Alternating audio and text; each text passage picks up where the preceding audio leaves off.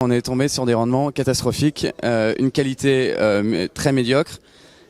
Et en plus, derrière, les prix qui n'étaient pas au rendez-vous. La moisson 2016, très mauvais bilan, comme tout le monde. On est grosso modo à 50% sur les céréales comme le blé.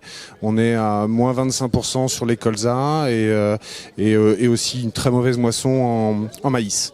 Donc ça restera une moisson historique, mais dans le mauvais sens du terme. Une moisson vraiment catastrophique en blé, avec un volume quasiment en baisse de plus de 50%. Un bon taux de protéines, mais bon, voilà, un PS et des PS qui sont quand même bien en dessous des normes.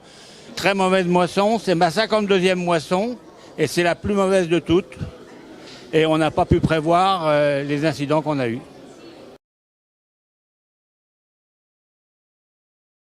Ça va être essayer de réduire les coûts, mais malgré tout, on a quand même des charges de mécanisation assez importantes.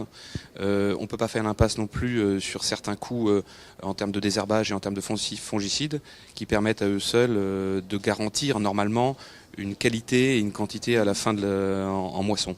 Moi, pour l'exploitation, on repousse les investissements qu'on avait prévus pour l'année prochaine. On les repousse de 2 années, voire 3 années.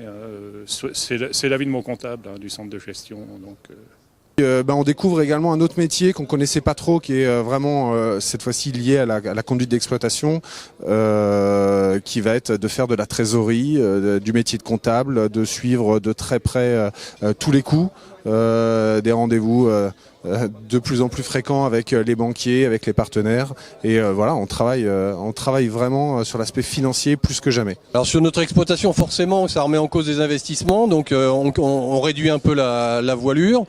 Bon, on a la chance d'avoir un peu une certaine antériorité. Donc, mon autre associé, on est installé déjà depuis une trentaine d'années. Donc, il n'y a pas de prêts d'installation qui sont encore là, d'endettement trop important. Mais j'imagine qu'en pareil cas, c'est forcément plus compliqué.